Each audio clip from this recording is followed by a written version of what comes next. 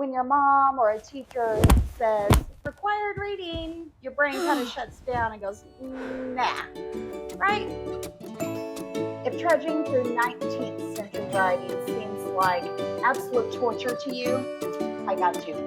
I'm Mrs. Cortez, and I teach American literature for those who hate to read. And you? So we kick things off with The Scarlet Letter, fly through Moby Dick, and end with Ernest Hemingway, and talk about his six-toed cats. Yes, I'm serious. Six-toed cats. But instead of painful lectures, we're going to read Manga Classics. Yes, manga, anime. We're going to unlock escape rooms. We're going to play digital review games. We're going to have real-world discussions about these stories. And plus, I provide audiobooks and some really cool black and white movies for you to watch. Oh, coffee and snacks are always mandatory. Always.